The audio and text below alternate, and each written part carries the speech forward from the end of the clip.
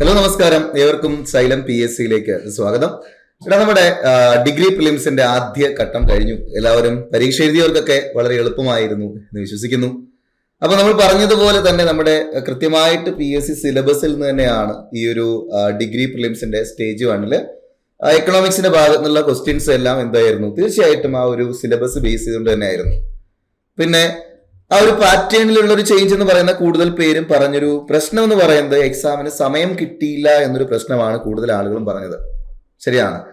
അപ്പൊ ആ ഒരു സമയബന്ധിതമായ എക്സാം എഴുതുന്നതിന് കൃത്യമായിട്ട് അത് പ്രാക്ടീസ് ചെയ്യുക എന്നുള്ളത് തന്നെയാണ് ഏറ്റവും ബെസ്റ്റ് ഓപ്ഷൻ.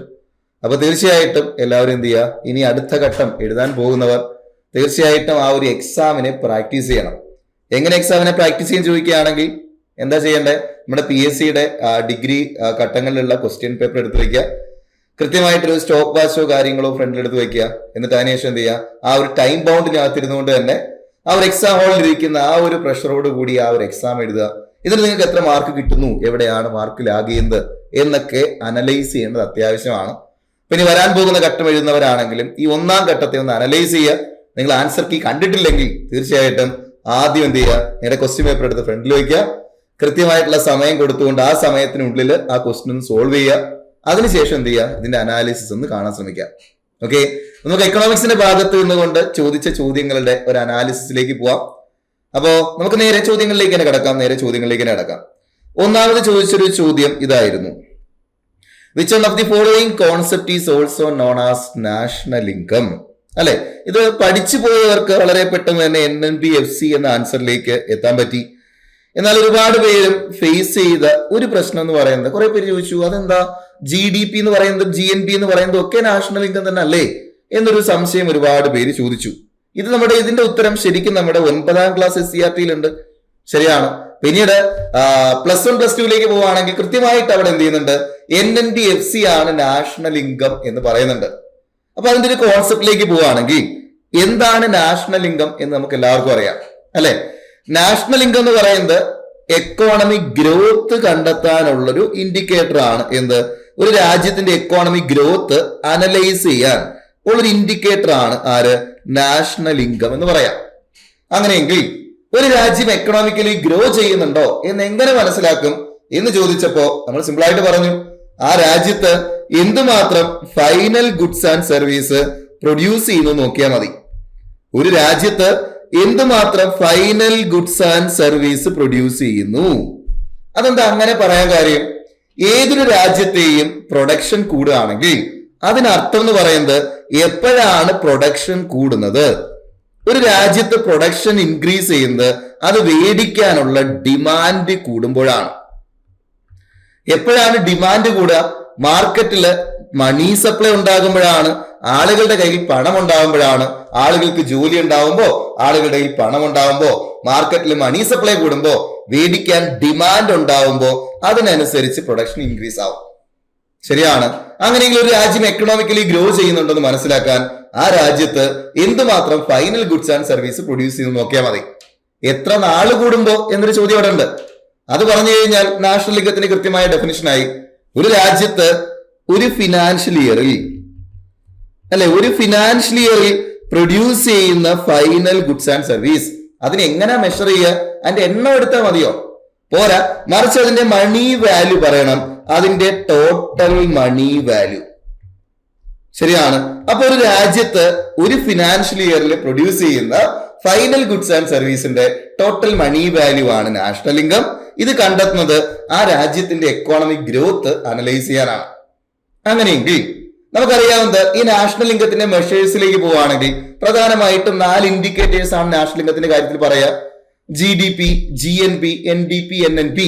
ഓക്കെ, അപ്പൊ ഈ GDP, GNP, NDP, NNP-യിലേക്ക് പോകുമ്പോ എന്താണ് GDP എന്ന് ചോദിക്കുകയാണെങ്കിൽ നമുക്കറിയാം ഒരു രാജ്യത്തിന്റെ ഡൊമസ്റ്റിക് ടെറിട്ടറിക്കുള്ളിൽ എന്തുമാത്രം final goods and service produce ചെയ്യുന്നു അതിനെയാണ് രാജ്യത്തിന്റെ GDP എന്ന് വിളിക്കുക. ഇപ്പോ ഇത് ഇന്ത്യയുടെ ഒരു ഡൊമസ്റ്റിക് ടെറിട്ടറി ആണ് എന്ന് ഞാൻ പരിഗണിച്ചു കഴിഞ്ഞാൽ ഇതിനുള്ളില് ഇന്ത്യക്കാരും ഫോറിനേഴ്സും എല്ലാരും കൂടെ എന്തുമാത്രം final goods and service produce ചെയ്യുന്നു അതാണ് ഇന്ത്യയുടെ GDP.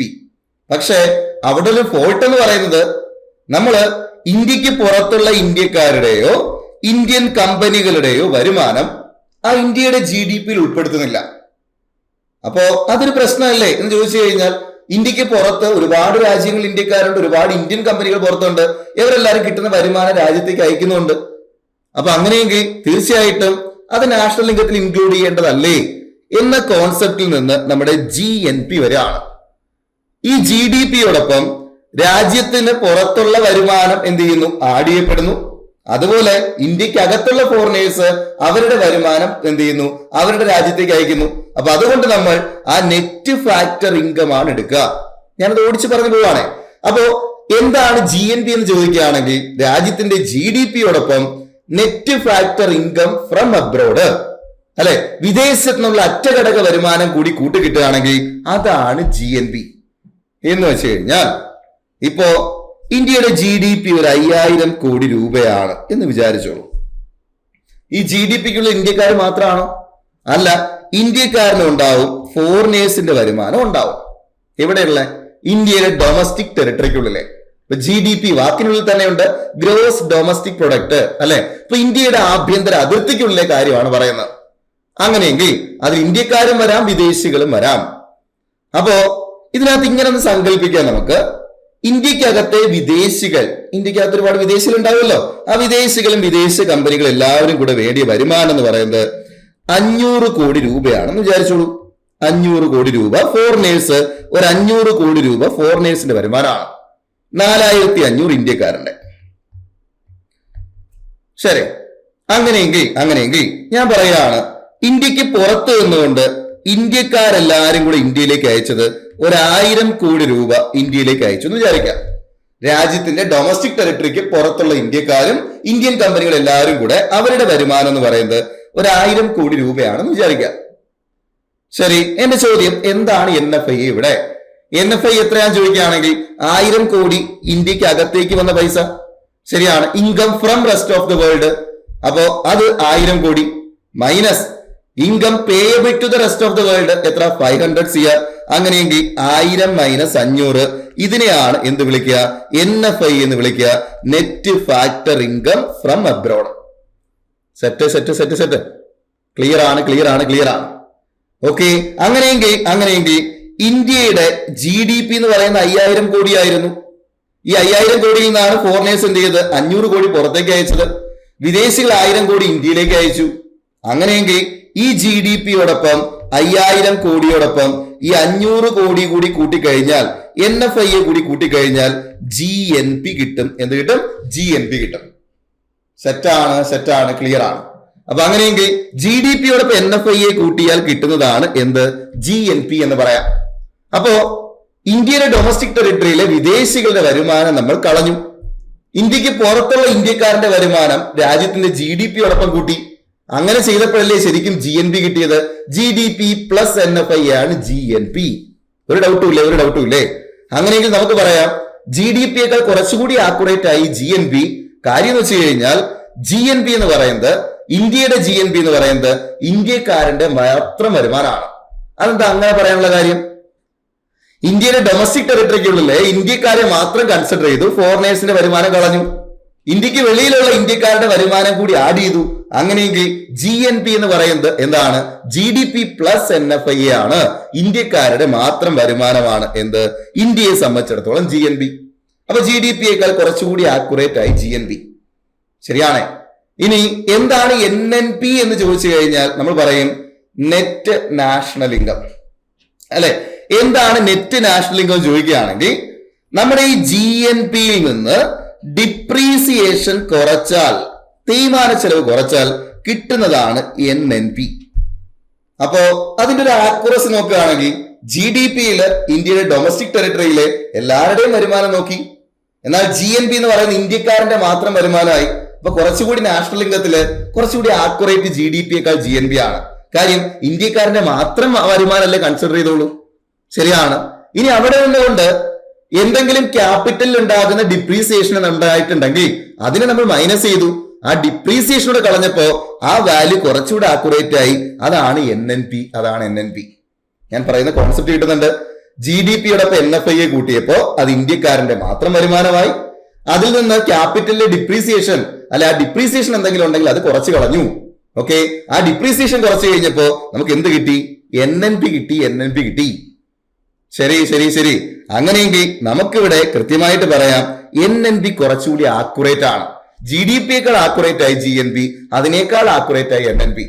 അപ്പൊ 9ാം ക്ലാസ്സിലെ SCERT-യിൽ അങ്ങോട്ട് പോയിന്റ് പറയുന്നുണ്ട്, നാഷണൽ ഇൻകം ആയിട്ട് കൺസിഡർ ചെയ്യുന്നത് എന്തിനെയാണ്? NNP ആണ് എന്തായിട്ട് കൺസിഡർ ചെയ്യുക? നാഷണൽ ഇൻകം ആയിട്ട് കൺസിഡർ ചെയ്യുക. സാങ്കേതികമായി NNP ആണ് ദേശീയ വരുമാനമായി കണക്കാക്കുന്നത്. അപ്പോ അടുത്ത ചോദ്യം, അത് കഴിഞ്ഞൊരു പ്ലസ് 1 പ്ലസ് 2 ലെവൽ കോൺസെപ്റ്റിലേക്ക് പോവുകയാണെങ്കിൽ നമ്മൾ പഠിച്ചൊരു ഭാഗമാണ് ഫാക്ടർ കോസ്റ്റും മാർക്കറ്റ് പ്രൈസും.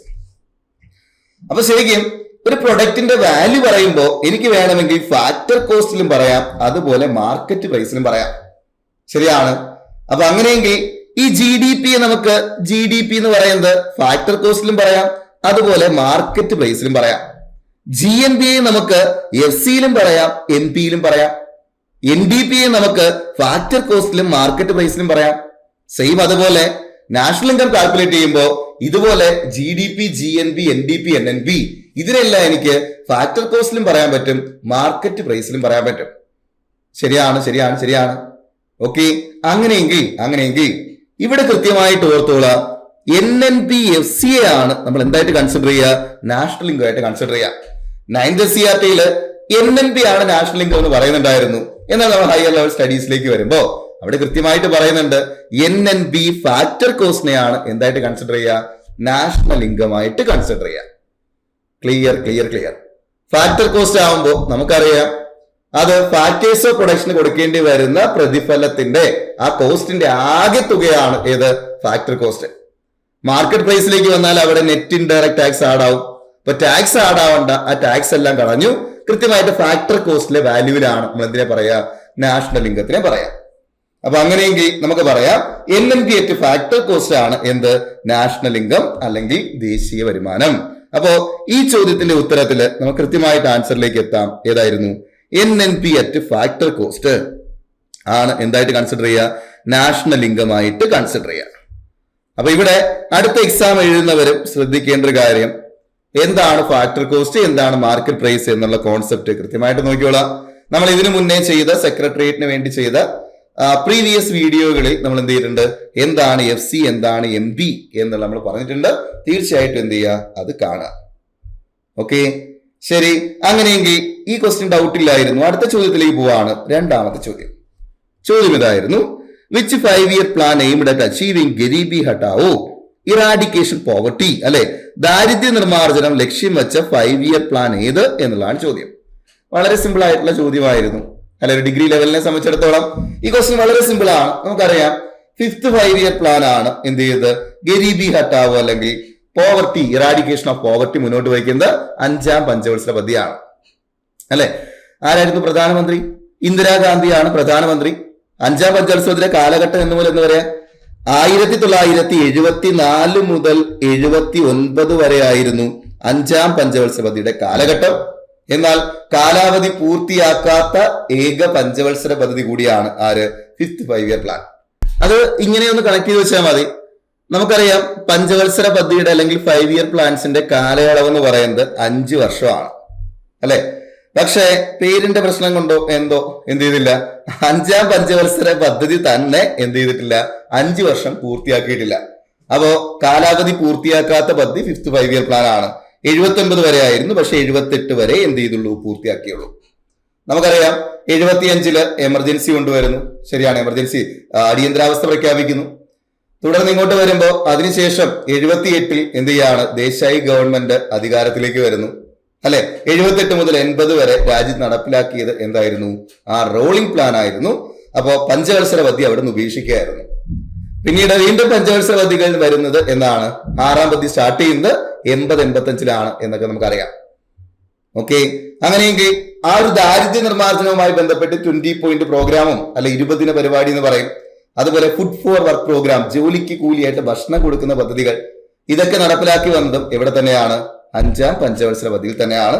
അപ്പൊ ആൻസർ ഓപ്ഷൻ ഡി ആണ് നമുക്കിവിടെ ശരിയെത്താം. അടുത്ത ചോദ്യത്തിലേക്ക് പോവാം. അടുത്ത ചോദ്യം നിതി ആയോഗുമായിട്ട് ബന്ധപ്പെട്ട ചോദ്യമായിരുന്നു. അപ്പൊ 5-year പ്ലാൻസിൽ നിന്നൊരു ക്വസ്റ്റ്യൻ വന്നു. ഈ എക്സാമിന് നിതി ആയോഗ് ഒരു ക്വസ്റ്റ്യൻ കിട്ടി, അല്ലെ. അപ്പോൾ നിതി ആയോഗിന്റെ ചോദ്യം നോക്കുകയാണെങ്കിൽ നിതി ആയോഗിന്റെ ആ ഒരു സ്ട്രക്ചറിനെ പറ്റിയിട്ടുള്ള ചോദ്യമായിരുന്നു. ഒന്നാമത്തെ നിങ്ങളോട് തന്നെ ചോദിക്കാം, നിതി ആയോഗിന്റെ എക്സ് ഒഫീഷ്യോ ചെയർമാൻ ആരാണ്? നിതി ആയോഗിന്റെ എക്സ് ഒഫീഷ്യോ ചെയർമാൻ ആരാണ്? നമുക്കറിയാം നിതി ആയോഗിന്റെ ചെയർപേഴ്സൺ എന്ന് പറയുന്നത് നിതി ആയോഗിന്റെ ചെയർപേഴ്സൺ അല്ലെ. ചെയർപേഴ്സൺ എന്ന് പറയുന്നത് അധ്യക്ഷൻ എന്ന് പറയുന്നത് പ്രധാനമന്ത്രിയാണ്. ശരിയാണ്. ഇനി പ്രധാനമന്ത്രി നിയമിക്കുന്ന ഒരാൾ ആരായിട്ടുണ്ടാവും? വൈസ് ചെയർപേഴ്സൺ ആയിട്ടുണ്ടാവും. ശരിയാണ്. നിലവിലെ വൈസ് ചെയർപേഴ്സൺ ആരാണ്?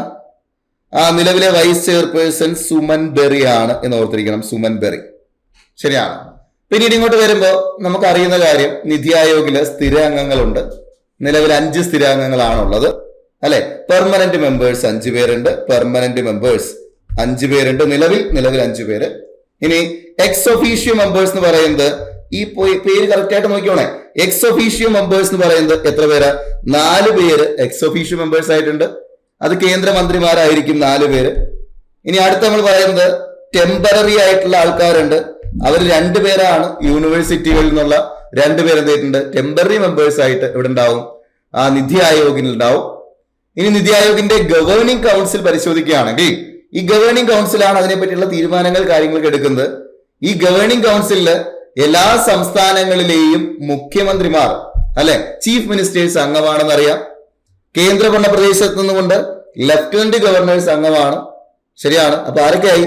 എല്ലാ സംസ്ഥാനങ്ങളിലെയും മുഖ്യമന്ത്രിമാരായി, കേന്ദ്രഭരണ പ്രദേശത്ത് ലഫ്റ്റനന്റ് ഗവർണറായി. അപ്പൊ അങ്ങനെയെങ്കിലും ഒരു ചോദ്യമുണ്ട്, ഇനി ലെജിസ്ലേച്ചറുള്ള യൂറ്റി ആണെങ്കിലോ? ലെജിസ്ലേച്ചറുള്ള യൂറ്റി ആണെങ്കിൽ തീർച്ചയായിട്ടും മുഖ്യമന്ത്രിയാണ് എന്ത് ചെയ്യുക? അവിടെ ഗവേണിംഗ് കൗൺസിലിലേക്ക് റെപ്രസെന്റ് ചെയ്യുക. സെറ്റാണ്. അപ്പോ ഇതെന്ത് ചെയ്യുക? കൃത്യമായിട്ട് ഓർത്തിരിക്കുക. പിന്നീട് പ്രധാനമന്ത്രി നിയമിക്കുന്ന ഒരാൾ ആരായിട്ട് വരും? സിഇഒ ആയിട്ട് വരും എന്നൊക്കെ നമുക്കറിയാം. ഇതിനെയും പിന്നീട് അതുപോലെ GST കൗൺസിലോട് ഒന്ന് കമ്പയർ ചെയ്ത് പഠിച്ചു വെക്കണം. GST കൗൺസിലിന്റെ ചെയർപേഴ്സൺ എന്ന് പറയുന്നത് ധനകാര്യമന്ത്രിയാണ്, ഇവിടെ പ്രധാനമന്ത്രിയാണ്. കാര്യം അവിടെ ടാക്സുമായിട്ട് ബന്ധപ്പെട്ട കാര്യങ്ങളിൽ ആര് മതി? ഫിനാൻസ് മിനിസ്റ്റർ മതി. ഇനി അവിടുത്തെ കേസിൽ GST കൗൺസിലിന്റെ കാര്യത്തിൽ ചെയർപേഴ്സൺ ഫിനാൻസ് മിനിസ്റ്റർ ആണ്. അതുപോലെ അവിടെ എല്ലാ സംസ്ഥാനങ്ങളിലെയും മുഖ്യമന്ത്രിമാരാണ് ഉണ്ടാവുക? അല്ല, എല്ലാ സംസ്ഥാനങ്ങളിലെയും ധനകാര്യമന്ത്രിമാർ അല്ലെങ്കിൽ സംസ്ഥാനം നാമനിർദ്ദേശം ചെയ്യുന്ന ഏതെങ്കിലും ഒരു മന്ത്രി ഉണ്ടാവും. പിന്നെ കേന്ദ്രത്തിൽ നിന്ന് 2 പേരാണ്. ഒന്ന് ഫിനാൻസ് മിനിസ്റ്റർ, 2 റവന്യൂ അല്ലെങ്കിൽ ഫിനാൻസ് കൈകാര്യം ചെയ്യുന്ന ഏതെങ്കിലും ഒരു സഹമന്ത്രി എവിടെ ഉണ്ടാവും? GST കൗൺസിൽ ഉണ്ടാവും. ലഫ്റ്റനന്റ് ഗവർണർമാരുണ്ടോ?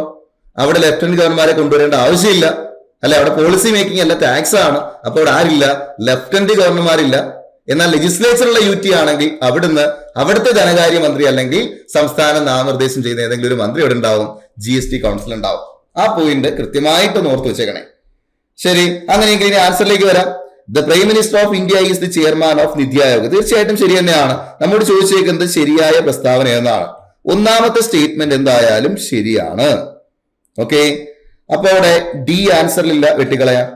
അടുത്തത് NITI Aayog has A fixed 5-year turn over like planning commission. ഇല്ല, നമ്മൾ ആ ഒരു സ്ട്രക്ചർ പഠിച്ചപ്പോൾ തന്നെ നമ്മൾ കണ്ടതാണ്. 2 പേര് താൽക്കാലിക അംഗങ്ങളുണ്ട്, അതുപോലെ പെർമനന്റ് മെമ്പേഴ്സ് ഉണ്ട്. അപ്പൊ അങ്ങനെയെങ്കിൽ അവിടെ എന്ത് ചെയ്യുന്നില്ല? ഈ ഒരു 5-year ടേൺ ഓവർ ഒന്നും ഇവിടെ പറയുന്നില്ല, നമ്മുടെ നിതി ആയോഗിൽ പറയുന്നില്ല. പ്ലാനിംഗ് കമ്മീഷൻ 5 വർഷത്തെ കാലാവധി പറയുന്നുണ്ടായിരുന്നു. അപ്പൊ അങ്ങനെയെങ്കിൽ രണ്ടാമത്തെ സ്റ്റേറ്റ്മെന്റ് തെറ്റാണ്. 2 ഉള്ളതും നമുക്ക് എന്ത് ചെയ്യാം? ആൻസറിൽ വരില്ല. ശരിയാണ്. പിന്നെ 2 തെറ്റാണെന്ന് നമുക്ക് ഈ ക്വസ്റ്റ്യനിൽ നിന്ന് തന്നെ കിട്ടും. ഒന്നും അറിയാത്ത ഒരാൾക്കും കിട്ടും. എന്താ കാര്യം? 2 ആൻസർ ഇല്ല. ശരിയാണ്, 2 ആൻസറിലേ ഇല്ല. അപ്പൊ 2 വായിച്ച് വെറുതെ ടൈം കളയേണ്ട ആവശ്യമില്ല. നീ നോക്കുകയാണെങ്കിൽ ഇവിടെ ഓപ്ഷനിൽ 1, 2 ഇല്ല. അവിടെ നിന്ന് 2 തെറ്റാണെന്ന് അറിയാം. അടുത്തത് the governing body of NITI Aayog includes chief ministers of all the States. തീർച്ചയായിട്ടും ശരി തന്നെയാണ്.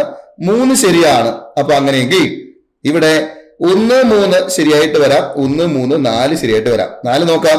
NITI Aayog is an autonomous constitutional body. ഇല്ല, അതൊരു അഡ്വൈസറി ബോഡിയാണ്. 4 തെറ്റാണെന്ന് കിട്ടി. സി വെട്ടിക്കളയാം. ആൻസറിലേക്ക് എത്തി. Option B 1 and 3. ഡൗട്ട് ഒന്നുമില്ല. ശരി, അങ്ങനെയെങ്കിൽ അടുത്ത ചോദ്യം ചോദിച്ചത് ഇതായിരുന്നു. കുറച്ച് ലോങ് ആയിട്ടുള്ളൊരു സ്റ്റേറ്റ്മെന്റ് ആണ് നമുക്ക് വന്നിട്ടുള്ളത്.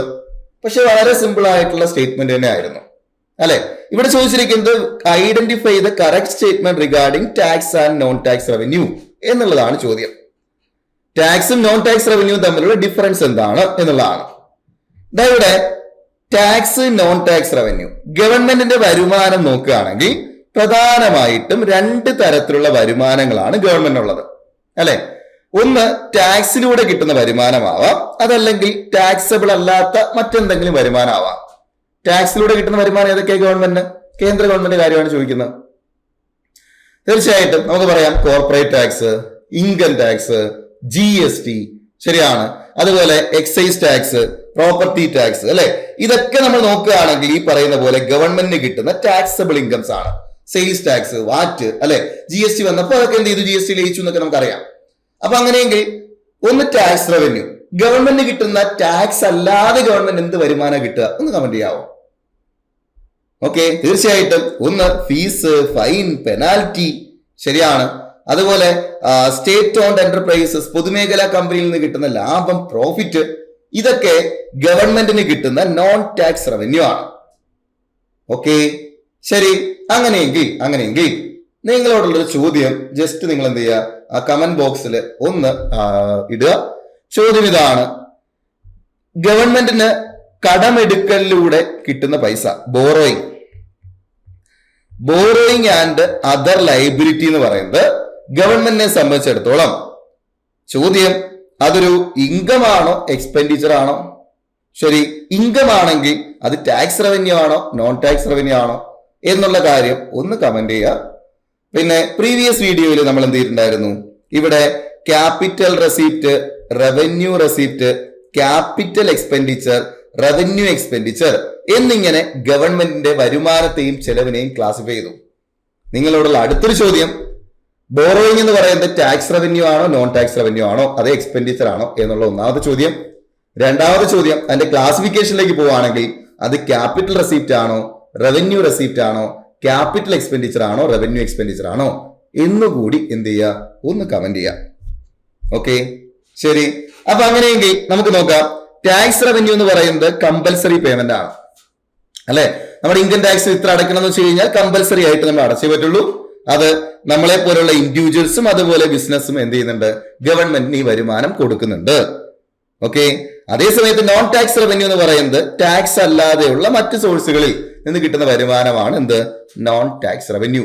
അതൊരു കമ്പൽസറി അല്ല, അതൊരു വോളണ്ടറി ട്രാൻസാക്ഷൻ ആണ്, ബേസ്ഡ് ഓൺ ഇൻകം എന്ന് ഓർത്തിരിക്കാം. അതേസമയത്ത് ടാക്സ് റവന്യൂ എന്ന് പറയുന്ന ഒരു മാൻഡേറ്ററി പേയ്മെന്റ് ആണ്, നിർബന്ധമായിട്ടും കൊടുക്കേണ്ട ഒന്നാണ്. ശരിയാണ്. ഓക്കെ, അപ്പൊ അങ്ങനെയെങ്കിൽ ഇതിന്റെ പർപ്പസ് എന്ന് പറയുന്നത് ടാക്സ് റവന്യൂ എന്താണ്? പബ്ലിക് സർവീസ്, ഇൻഫ്രാസ്ട്രക്ചർ, ഡിഫൻസ്, ഇതൊക്കെ ആയിരിക്കും ലക്ഷ്യം. ഇനി നോൺ ടാക്സ് റവന്യൂ എന്ന് പറയുന്നത് എന്തായിരിക്കും? ഒരു സ്പെസിഫിക് പ്രൊജക്റ്റ് ആയിട്ടുള്ള ഫീസുകളോ അല്ലെങ്കിൽ എന്തെങ്കിലും സപ്ലിമെന്ററി ആയിട്ട് കിട്ടുന്ന ടാക്സ് റവന്യൂ ഒക്കെ ആണെന്ന് എന്ത് ചെയ്യാം, നമുക്ക് പറയാം. ഓക്കെ, അങ്ങനെയെങ്കിൽ ഇനി നമുക്ക് ആൻസറിലേക്ക് പോവാം. Tax revenue is collected from both individual and business. തീർച്ചയായിട്ടും ശരിയാണ്. While non tax revenue is collected only from business. അങ്ങനെയല്ല, നോൺ ടാക്സ് റവന്യൂ എന്ന് പറയുന്നത് എന്ത് ചെയ്യുന്നുണ്ട്? അതും രണ്ടുപേരിൽ നിന്ന് കണക്ട് ചെയ്യാറുണ്ട്. നമ്മൾ അടയ്ക്കുന്ന ഫീസുകൾ, അല്ലെ? നമ്മൾ എന്ത് ചെയ്യുന്നു? എക്സാം ഫീ അടയ്ക്കുന്നു, ഫൈൻ അടയ്ക്കുന്നു, ശരിയാണ്. അതൊക്കെ എന്താണ്?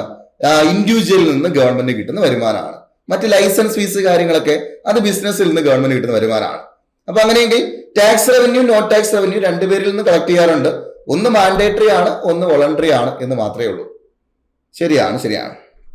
ഓക്കെ, അപ്പൊ അങ്ങനെയെങ്കിൽ ഒന്നാമത്തെ സ്റ്റേറ്റ്മെന്റ് നമുക്കവിടെ തെറ്റാണെന്ന് പറയാം.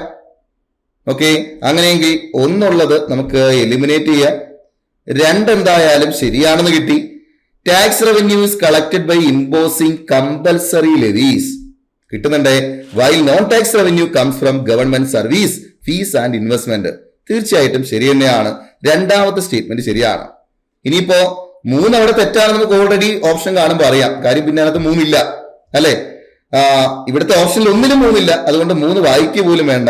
നമുക്ക് നേരെ 4ാമത്തെ സ്റ്റേറ്റ്മെന്റിലേക്ക് പോവാം. Non tax revenue includes penalty and finds. അവിടെ വരെ ശരിയാണ്, ബട്ട് നോട്ട് ഇൻട്രസ്റ്റ് റെസിപ്റ്റ്. ഇപ്പൊ ഗവൺമെന്റ് കൊടുക്കുന്ന അല്ലെങ്കിൽ ഗവൺമെന്റ് കടം കൊടുത്തതിൽ നിന്ന് ഗവൺമെന്റ് കിട്ടുന്ന ഇൻട്രസ്റ്റ്, പലിശ. ഗവൺമെന്റ് കടം കൊടുത്തു, ഗവൺമെന്റ് അതിലൂടെ എന്ത് ചെയ്യുന്നു? പലിശ കിട്ടുന്നു. ആ പലിശ ടാക്സ് ആണോ? അല്ല, പലിശ എന്തല്ല, ടാക്സ് അല്ല. ശരിയാണ്, അതൊരു എന്താണ്? നോൺ ടാക്സ് റവന്യൂ ആണ്. അപ്പൊ അങ്ങനെയെങ്കിൽ 4ാമത്തെ സ്റ്റേറ്റ്മെന്റ് തെറ്റാണെന്ന് പറയേണ്ടി വരും. ബട്ട് നോട്ട് ഇൻട്രസ്റ്റ് റെസിപ്റ്റ് എന്ന് കിടക്കുന്നുണ്ട്. അപ്പൊ 4 എലിമിനേറ്റ് ചെയ്ത് കഴിഞ്ഞാൽ ആൻസർ കിട്ടി. എന്താ? ഓൺലി 2 ആണ് ശരി ഉത്തരം. ഡൗട്ടില്ലേ? ഓക്കെ, അങ്ങനെയെങ്കിൽ പെട്ടെന്ന് തന്നെ നമുക്ക് ലാസ്റ്റ് ക്വസ്റ്റിലേക്ക് പോവാം, അവസാനത്തെ ചോദ്യത്തിലേക്ക് പോവാണ്. Which of the following statement correctly differentiate revenue deficit and physical deficit എന്നുള്ളതാണ് ചോദ്യം. അപ്പോ ഫിസിക്കൽ പോളിസി എന്ന ഭാഗത്ത് നിന്നുകൊണ്ട് ഒരു 4 ഇക്വേഷൻ അത് കൃത്യമായിട്ട് നോക്കി വെക്കണം. മിക്കവാറും പ്രിലിമിനറി എക്സാമുകൾക്ക് എല്ലാം എന്ത് ചെയ്യുന്നുണ്ട്, അവിടെ നിന്ന് ക്വസ്റ്റ്യൻ ചോദിക്കുന്നുണ്ട്. ഇവിടെ അത് കുറച്ചൊന്ന് ലോങ് ആയി പോയെന്നേ ഉള്ളൂ, തന്നിരിക്കുന്ന ലോങ് ആയിട്ട് ക്വസ്റ്റ്യൻ തന്നിരിക്കുന്നത് മാത്രമേ ഉള്ളൂ. ക്വസ്റ്റ്യൻ സിമ്പിൾ തന്നെ ആയിരുന്നു. ശരിയാണ്. അപ്പൊ നമുക്ക് 1-2 ഇക്വേഷൻസ് നമുക്ക് നോക്കാം. എന്താണ് ഫിസിക്കൽ ഡെഫിസിറ്റ് എന്ന് ചോദിക്കുകയാണെങ്കിൽ, രാജ്യത്തിന്റെ മൊത്തം ചെലവിനെ എന്തുകൊണ്ട് കുറയ്ക്കുന്നു? മൊത്തം വരുമാനം കുറയ്ക്കുകയാണ്. മൊത്തം ചെലവിൽ നിന്ന് മൊത്തം വരുമാനം കുറയ്ക്കുന്നു. അതിനുശേഷം എന്തിനെ ഒഴിവാക്കുകയാണ്? ബോറോയിങ്ങിനെ ഒഴിവാക്കി കഴിഞ്ഞാൽ നമുക്ക് എന്ത് കിട്ടും? ഫിസിക്കൽ ഡെഫിസിറ്റ് കിട്ടും. ശരി, എന്തുകൊണ്ട് ബോറോയിങ് ഒഴിവാക്കുന്നു എന്ന് ചോദിച്ചു കഴിഞ്ഞാല്, ഇപ്പോ ഗവൺമെന്റിന്റെ ചെലവെന്ന് പറയുന്നത് ഒരു 10,000 കോടി രൂപയാണെന്ന് അസ്യൂം ചെയ്തു. ഇനി ഗവൺമെന്റ് കിട്ടിയ ടോട്ടൽ ഇൻകം എന്ന് പറയുന്നത് ഒരു 7,000 കോടി രൂപയാണ്. ചോദ്യം ഇവിടുത്തെ ഫിസിക്കൽ ഡെഫിസിറ്റ് എത്ര? ഓക്കെ, നമുക്ക് പറയാം ഫിസിക്കൽ ഡെഫിസിറ്റ് എന്ന് പറയുന്നത് എന്താണ്? ഇവിടെ ഒരു 3,000 കോടി രൂപയാണ്. ഈ അധികമായിട്ട് 3,000 കോടി രൂപ ഗവൺമെന്റ് കണ്ടെത്തണം. എവിടുന്ന് ഗവൺമെന്റ് കണ്ടെത്തും? ഗവൺമെന്റ് അത് കടം മേടിക്കും. ശരിയാണ്. അപ്പോഴാണ് എന്ത് ചെയ്യുന്നത്? ഫിസിക്കൽ ഡെഫിസിറ്റ് ഉണ്ടാവുന്നത്. ഇനി ബോറോയിങ് എന്ന് പറയുന്നത് ഗവൺമെന്റിനെ സംബന്ധിച്ചിടത്തോളം ഒരു ഇൻകമാണ്. ഓക്കെ, നേരത്തെ ചോദിച്ച ചോദ്യത്തിൽ ഞാൻ അതെടുത്ത് പറയുകയാണ്. ബോറോയിങ് എന്ന് പറയുന്നത് ഗവൺമെന്റിനെ സംബന്ധിച്ചിടത്തോളം ഇൻകമാണ്. ഇങ്ങോട്ട് പൈസ കിട്ടുന്നതെല്ലാം എന്താണ്? ബോറോയിങ് ആണെന്ന് അസ്യൂം ചെയ്ത് വയ്ക്കാം. ഇനി ഇപ്പോഴത്തെ ബഡ്ജറ്റിലാണെങ്കിലും ഗവൺമെന്റിന് കിട്ടിയ ഏറ്റവും വലിയ വരുമാനം ആര് തന്നെയാണ്? ബോറോയിങ് തന്നെയാണ്. ആ ബോറോയിങ്ങിനെ ഇൻകത്തിന്റെ കൂടെ കൂട്ടിക്കഴിഞ്ഞാൽ എപ്പോൾ നോക്കിക്കഴിഞ്ഞാലും ഫിസിക്കൽ ഡെഫിസിറ്റ് 0 എന്ന് കാണാം. അല്ലെ, എത്ര കടം എടുത്തു എന്നല്ലേ നമുക്ക് അറിയണ്ടേ?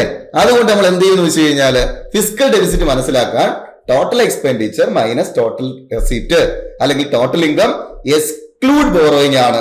ആ എക്സ്ക്ലൂഡ് എന്ന വാക്ക് ഓർത്ത് വയ്ക്കുക. Exclude borrowing. Total expenditure minus total income excludes borrowing. അതാണ് എന്ത്? ഫിസിക്കൽ ഡെഫിസിറ്റ് അല്ലെങ്കിൽ ഫിസിക്കൽ ഡെഫിസിറ്റ്. ഫിസിക്കൽ അല്ലേ, ഫിസിക്കൽ ആണ്. സ്പെല്ലിംഗ് നോക്കിയോണേ, ഫിസിക്കൽ ഡെഫിസിറ്റ്. സെറ്റ്. ഓക്കെ, അങ്ങനെയെങ്കിൽ ഗവൺമെന്റ് കിട്ടുന്ന എക്സ്പെൻഡിച്ചർ എന്ന് പറയുന്നത് 2 തരത്തിലുള്ള എക്സ്പെൻഡിച്ചർ ആണ് ഗവൺമെന്റിനുള്ളത്. ഏതൊക്കെയാ 2 തരത്തിലുള്ള എക്സ്പെൻഡിച്ചർ? 2 തരത്തിലുള്ള എക്സ്പെൻഡിച്ചർ എന്ന് പറയുന്നത്, ഒന്ന് revenue expenditure, 2 capital expenditure. Okay, total income എന്ന് പറയുന്നത് 2 തരത്തിലുണ്ട്. ഒന്ന് റവന്യൂ റെസീപ്റ്റ്, 2 ക്യാപിറ്റൽ റെസീപ്റ്റ്. ഇവിടെ റെസീപ്റ്റ് ഉദ്ദേശിക്കുന്ന ഇൻകം ആണ്. ഇങ്ങോട്ട് പൈസ കിട്ടുന്ന എല്ലാ റെസീപ്റ്റ്, കയ്യിൽ നിന്ന് പൈസ പോകുന്ന എല്ലാ എക്സ്പെൻഡിച്ചർ. ഓക്കെ, അങ്ങനെയെങ്കിൽ ഫിസിക്കൽ ഡെഫിസിറ്റ് എന്ന് പറയുന്നത് total expenditure minus total income exclude borrowing. അപ്പൊ ചോദ്യം എന്താ റവന്യൂ ഡെഫിസിറ്റ്? സിമ്പിൾ, ഇവിടുന്ന് തന്നെ നമുക്ക് മനസ്സിലാവും. Revenue expenditure minus revenue receipt. ഒരു പ്രശ്നമില്ലേ? അപ്പൊ അങ്ങനെയെങ്കിൽ റവന്യൂ എക്സ്പെൻഡിച്ചറിൽ നിന്ന് റവന്യൂ റെസിപ്റ്റ് കുറച്ചാൽ കിട്ടുന്നതാണ് എന്ത്? നമുക്കവിടെ റവന്യൂ ഡെഫിസിറ്റ്. ഓക്കെ, റവന്യൂ എക്സ്പെൻഡിച്ചറിൽ നിന്ന് റവന്യൂ റെസിപ്റ്റ് കുറയ്ക്കുന്നു. റവന്യൂ എക്സ്പെൻഡിച്ചർ എന്ന് പറയുന്നത് ഗവൺമെന്റ് ദൈനംദിന ചെലവുകളാണ്. സാലറി കൊടുക്കുക, പെൻഷൻ കൊടുക്കുക, ഡിഫൻസ് എക്സ്പെൻഡിച്ചർ, ഇതൊക്കെയാണ് റവന്യൂ എക്സ്പെൻഡിച്ചർ. റവന്യൂ റെസിപ്റ്റ് എന്താണെന്ന് ചോദിക്കുകയാണെങ്കിൽ ഗവൺമെന്റ് കിട്ടുന്ന ദൈനംദിന വരവുകൾ, ഫോർ എക്സാമ്പിൾ ടാക്സ് പേയ്മെന്റുകളെല്ലാം, അല്ലെ GST, അതുപോലെ എന്താണ് കോർപ്പറേറ്റ് ടാക്സ്, ഇതൊക്കെ റവന്യൂ റെസിപ്റ്റുകളാണ്. ഇനി നേരത്തെ പറഞ്ഞ ഇൻട്രസ്റ്റ് റെസീപ്റ്റ്, പലിശ ഇങ്ങോട്ട് കിട്ടുന്നു, അതൊക്കെ എന്താണ്? റവന്യൂ റെസിപ്റ്റ് ആണ്. അപ്പൊ അങ്ങനെയെങ്കിൽ ആ ഒരു ദൈനംദിന ചെലവിൽ നിന്ന് ദൈനംദിന വരവ് കുറയ്ക്കുന്നു. ശരിക്കും അത് തന്നെയാണ് എന്ത്? റവന്യൂ ഡെഫിസിറ്റ് എന്ന് പറയാം. ഓക്കെ, ഇനി അടുത്ത പോയിന്റ്, എന്താണ് ഇഫക്റ്റീവ് റവന്യൂ ഡെഫിസിറ്റ് എന്നാണ് അടുത്ത ചോദ്യം. എന്താണ് ഇഫക്റ്റീവ് റവന്യൂ ഡെഫിസിറ്റ്? ഓർത്തു വയ്ക്കുക, നമ്മൾ already revenue expenditure minus revenue receipt എടുത്തപ്പോ നമുക്ക് എന്ത് കിട്ടി? റവന്യൂ ഡെഫിസിറ്റ് കിട്ടി. എന്നാൽ ഓർത്തിരിക്കണേ, ഇവിടെ റവന്യൂ എന്ന് ഉദ്ദേശിക്കുന്നത് ഒന്ന് ദൈനംദിന ചെലവുകളാണ്. അതുപോലെ ക്യാപിറ്റൽ എന്താന്ന് ചോദിക്കുകയാണെങ്കിൽ നമ്മൾ പറയും അസറ്റ് ക്രിയേറ്റ് ചെയ്യുന്നവയെല്ലാം നമ്മൾ എന്തായിട്ട് കൺസിഡർ ചെയ്യും? ക്യാപിറ്റൽ ആയിട്ട് കൺസിഡർ ചെയ്യും. ഓക്കെ, അസറ്റ് ക്രിയേറ്റ് ചെയ്യുന്നതെല്ലാം നമ്മൾ എന്തായിട്ട് കൺസിഡർ ചെയ്യാം? ക്യാപിറ്റൽ ആയിട്ട് നമുക്ക് കൺസിഡർ ചെയ്യാം. ശരി, അപ്പൊ ഗവൺമെന്റ് കിട്ടുന്ന അല്ലെങ്കിൽ ഗവൺമെന്റ് ചെലവാക്കുന്നത് അല്ലെങ്കിൽ ഗവൺമെന്റ് കിട്ടുന്ന വരുമാനം ഒരു അസറ്റ് ക്രിയേറ്റ് ചെയ്യാണ്. അങ്ങനെയെങ്കിൽ അതെല്ലാം എന്താണ്? ക്യാപിറ്റലാണ്. നമ്മൾ എന്ത് ചെയ്യുന്നു? ടെക്നോളജി മേടിക്കുന്നു, മെഷീൻസ് മേടിക്കുന്നു, പുതിയ റോഡ് പണിയുന്നു, ഇതൊക്കെ അസറ്റ് ക്രിയേഷൻ ആണ്. അപ്പൊ അതിനേക്ക് നമുക്ക് എന്ത് ചെയ്യാം? ക്യാപിറ്റൽ ഇൻക്ലൂഡ് ചെയ്യാം. ഓക്കെ, ശരി, ഇനി ഇത് ക്യാപിറ്റലും റവന്യൂ ഒക്കെ മനസ്സിലാക്കാനുള്ള എളുപ്പ വീഡിയോ നമ്മൾ പ്രീവിയസ് ആയിട്ടുള്ള യൂട്യൂബ് വീഡിയോയിൽ ചെയ്തിട്ടുണ്ട്. അതെന്ത് ചെയ്യുക, ഒന്ന് കാണുക. അത് കണ്ടു കഴിഞ്ഞാൽ നിങ്ങൾക്ക് എന്ത് ചെയ്യാം, അറിഞ്ഞൂടാത്തവർ പെട്ടെന്ന് റവന്യൂ എക്സ്പെൻഡിച്ചർ എന്താ, റവന്യൂ റെസിപ്റ്റ് എന്താ എന്ന് മനസ്സിലാക്കാൻ വേണ്ടി ഒരു വീഡിയോ ചെയ്തിട്ടുണ്ട്. അതെന്ത് ചെയ്യുക, ഒന്ന് കണ്ടുവയ്ക്കാം. ഓക്കെ, അങ്ങനെയെങ്കിൽ സംസ്ഥാനങ്ങൾക്ക് കൊടുക്കുന്ന ഗ്രാന്റ് എന്ന് പറയുന്നത് കേന്ദ്രം സംസ്ഥാനങ്ങൾക്ക് കൊടുക്കുന്ന ഗ്രാന്റിനെ നമ്മൾ റവന്യൂ എക്സ്പെൻഡിച്ചർ ആയിട്ടാണ് പരിഗണിക്കുക. എന്തായിട്ടാ? Revenue expenditure. ഓക്കെ, അപ്പോ അതേ സമയത്ത് സംസ്ഥാനങ്ങൾക്ക് കൊടുക്കുന്ന ചില ഗ്രാന്റുകൾ സംസ്ഥാനം എന്തിനു ഉപയോഗിക്കാറുണ്ട്? റോഡ് പണി പോലെയുള്ള അസറ്റ് ക്രിയേഷൻ ഉപയോഗിക്കാറുണ്ട്. അപ്പൊ അതിനെ റവന്യൂ ഡെഫിസിറ്റിൽ വെക്കാൻ പാടില്ലല്ലോ. ശരിയാണ്. അപ്പൊ അങ്ങനെയെങ്കിൽ ഇഫക്റ്റീവ് റവന്യൂ ഡെഫിസിറ്റ് എന്താന്ന് ചോദിക്കുകയാണെങ്കിൽ നമ്മുടെ റവന്യൂ ഡെഫിസിറ്റിൽ നിന്ന് grants given to the state കുറയ്ക്കും. ഓക്കെ, അല്ല, grants given to the state for creation of capital asset. ഏതെങ്കിലും സംസ്ഥാനങ്ങൾക്ക് കൊടുക്കുന്ന ഗ്രാന്റ് എന്ന് പറയുന്നത് ശരിക്കും റവന്യൂ എക്സ്പെൻഡിച്ചർ ആണ്. പക്ഷെ ചില എന്ത് ചെയ്യാറുണ്ട്, ഗ്രാന്റുകൾ എന്ന് പറയുന്നത് സംസ്ഥാന അസറ്റ് ക്രിയേഷന് വേണ്ടി ഉപയോഗിക്കാറുണ്ട്. അങ്ങനെയെങ്കിൽ അത് കുറച്ചാൽ കിട്ടുന്നതാണ് എന്ത്? Effective revenue deficit. Revenue deficit minus grant need for creation of capital asset. Clear ആണ്, പിടികിട്ടി. ഓക്കെ, അപ്പൊ physical deficit total expenditure minus total receipt exclude borrowing. നോക്കി വെച്ചേക്കുക. റവന്യൂ ഡെഫിസിറ്റ് എന്തായിരുന്നു? Revenue expenditure minus revenue receipt ആണ് എന്ത്? ഈ പറയുന്ന റവന്യൂ ഡെഫിസിറ്റ്. ഇനി അതുപോലെ ഇഫക്റ്റീവ് റവന്യൂ ഡെഫിസിറ്റ് എന്താണെന്ന് ചോദിക്കുകയാണെങ്കിൽ റവന്യൂ ഡെഫിസിറ്റിൽ നിന്ന് grant need for creation of capital asset അത് കുറച്ചു കഴിഞ്ഞാൽ എന്തായി? ഇഫക്റ്റീവ് റവന്യൂ ഡെഫിസിറ്റ് ആയി. അപ്പോ നിങ്ങളോടുള്ള ഒരു ചോദ്യം, അങ്ങനെയെങ്കിൽ എന്താണ് പ്രൈമറി ഡെഫിസിറ്റിന്റെ ഇക്വേഷൻ? കമന്റ് ചെയ്യണേ. എന്താണ് പ്രൈമറി ഡെഫിസിറ്റിന്റെ ഇക്വേഷൻ എന്താണ് എന്നുകൂടി എന്ത് ചെയ്യുക, ഒന്ന് കമന്റ് ചെയ്യുക. പിന്നെ ഇത് കൂടാതെ ഞാൻ നേരത്തെ ചോദിച്ച ചോദ്യത്തിന്റെ ആൻസർ കൂടി എന്ത് ചെയ്യുക, ഒന്ന് കമന്റ് ചെയ്തേക്കുക. പിന്നീട് ഈ റവന്യൂ എക്സ്പെൻഡിച്ചർ റവന്യൂ റെസിപ്റ്റ് ഒരു ക്ലാസ് എടുക്കേണ്ട ഒരു വീഡിയോ ആണ്. അത് നമ്മളൊരു വീഡിയോ ആയിട്ട് നമ്മൾ ചെയ്തിട്ടുണ്ട്. അത് അറിയാത്തവരുണ്ടെങ്കിൽ തീർച്ചയായിട്ടും എന്ത് ചെയ്യുക, അത് മനസ്സിലാക്കാനുള്ള എളുപ്പ വഴി ഞാൻ ആ വീഡിയോയിൽ പറഞ്ഞിട്ടുണ്ട്. തീർച്ചയായിട്ടും ആ വീഡിയോ കൂടി എന്ത് ചെയ്യുക, ഒന്ന് കണ്ടുവയ്ക്കാം. ഓക്കെ, അപ്പോ ഈ ഒരു അനാലിസിസ് നിങ്ങൾക്ക് ഉപയോഗപ്പെട്ടു എന്ന് ഞാൻ വിശ്വസിക്കുന്നു. ഇനി ഒരു പോയിന്റ് കൂടി പറയാൻ വിട്ടുപോയി. ഫിസിക്കൽ ഡെഫിസിറ്റിലേക്ക് പോവുകയാണെങ്കിൽ എന്തായിരുന്നു physical deficit? Total expenditure minus total receipt exclude borrowing ആണ് അല്ലെ? അപ്പൊ അതിനകത്ത് 25-26 ഫിസിക്കൽ ഡെഫിസിറ്റ് എസ്റ്റിമേറ്റ് കൂടി നോക്കി വെച്ചേക്കുക. 25-26 നമ്മൾ പ്രതീക്ഷിക്കുന്ന ഫിസിക്കൽ ഡെഫിസിറ്റ് എന്ന് പറയുന്നത് 4.4%. ഓക്കെ, 24-25 അത് 4.9% എസ്റ്റിമേറ്റ് ചെയ്ത് പിന്നീട് അത് റിവൈസ് ചെയ്തിട്ട് 4.8% എന്ന് പറഞ്ഞിരുന്നു. ഓക്കെ, 24-25 4.8 പഠിച്ചാൽ മതി, 4.8%. ഇനി 25-26 പ്രതീക്ഷിക്കുന്നത് 4.4%.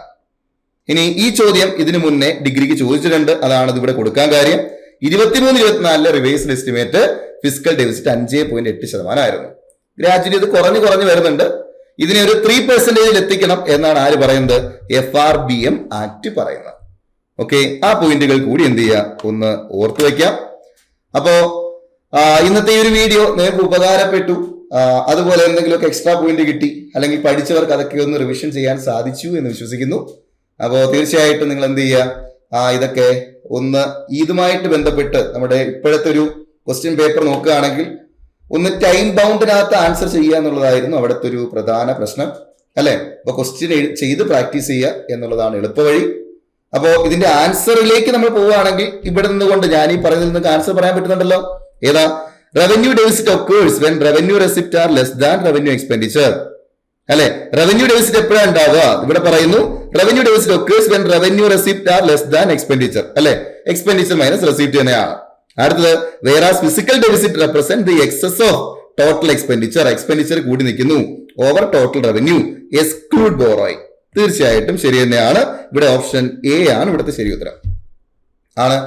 അപ്പോ ഇങ്ങനെ എന്ത് ചെയ്യുക, ആ ഒരു ഇക്വേഷൻസ് കാര്യങ്ങളൊക്കെ നോക്കി വെക്കാം. ഫിസിക്കൽ പോളിസി എന്ന ഭാഗത്ത് നിന്നുകൊണ്ട് എന്താണ് കോൺട്രാക്ഷണറി, എന്താണ് എക്സ്പാൻഷണറി പോളിസി, എന്താണ് FRBM ആക്ട്, പിന്നീട് 4 ഇക്വേഷൻ ഇതും കൂടെ പഠിച്ചു വെക്കുക. അതെന്ത് ചെയ്യാം, ചോദിക്കാനുള്ള ചാൻസ് കൂടുതലാണ്. പിന്നീട് ടാക്സ്, നോൺ ടാക്സ് റവന്യൂ അവിടെ എന്താണ്, ഏതൊക്കെയാണ് ടാക്സ്, ഏതാണ് ഡയറക്ട് ടാക്സ്, ഏതാണ് ഇൻഡയറക്ട് ടാക്സ്, GST, ആ ഭാഗം എന്ത് ചെയ്യാം നോക്കി വെക്കാം. ഓക്കെ. പിന്നെ 5 ഇയർ പ്ലാൻസ് നിതി ആയോഗിൽ നിന്ന് സിമ്പിൾ ആയിട്ടുള്ള ക്വസ്റ്റൻ ആണ് ഇത്തവണ ചോദിച്ചിട്ടുള്ളത്. അങ്ങനെ തന്നെ പ്രതീക്ഷിക്കാം. അതെന്ത് ചെയ്യുക, കൃത്യമായിട്ട് നോക്കി വയ്ക്കുക. അപ്പൊ സിലബസിനെ ബേസ് ചെയ്തുകൊണ്ട് തന്നെ പഠനം മുന്നോട്ട് കൊണ്ടുപോകുക. എക്സ്ട്രാ ഒന്നും അധികമായിട്ട് പഠിക്കാൻ നിൽക്കേണ്ട. കൂടുതൽ ക്വസ്റ്റ്യൻസ് പ്രാക്ടീസ് ചെയ്ത് ആ ടൈം ബൗണ്ടിൽ എന്ത് ചെയ്യുക, ആൻസർ കൃത്യമായിട്ട് ആക്യുറസിയോട് കൂടി ചെയ്യാനായിട്ട് നോക്കുക. ഓക്കെ. അപ്പോ ഇനി അടുത്ത ഘട്ടം എഴുതാൻ പോകുന്നവർ ഒരിക്കൽ കൂടി പറയാണ്, എന്ത് ചെയ്യുക, എക്സാമുകൾ തീർച്ചയായിട്ടും പ്രാക്ടീസ് ചെയ്യണം. അപ്പൊ അതിന് നമ്മുടെ സൈലം PSCയുടെ എക്സാം കുറച്ചൊരു ഒരു എക്സാം ബാച്ച് കിടപ്പുണ്ട്. നിങ്ങൾക്ക് അത് പർച്ചേസ് ചെയ്ത് എന്ത് ചെയ്താൽ പ്രാക്ടീസ് ചെയ്യാവുന്നതാണ്. അപ്പോ എല്ലാവർക്കും ഓൾ ദ ബെസ്റ്റ് പറഞ്ഞുകൊണ്ട് ഇന്നത്തെ വീഡിയോ അവസാനിപ്പിക്കുന്നു. നമുക്ക് തുടർന്നുള്ള ക്ലാസ്സുകളിൽ കൂടുതൽ ക്വസ്റ്റ്യൻസ് നമ്മൾ എന്ത് ചെയ്യുന്നുണ്ടാവും, യൂട്യൂബിലൂടെ അപ്ലോഡ് ചെയ്യുന്നുണ്ടാവും. തീർച്ചയായിട്ടും നിങ്ങളുടെ അഭിപ്രായങ്ങളും കാര്യങ്ങളൊക്കെ എന്ത് ചെയ്യുക, കമന്റ് ചെയ്യുക. ഇത് ഉപകാരപ്പെട്ടു എന്ന വിശ്വാസത്തിൽ ഇന്നത്തെ വീഡിയോ വൈൻഡപ്പ് ചെയ്യാണ്. എല്ലാവർക്കും താങ്ക് യു. Bye bye.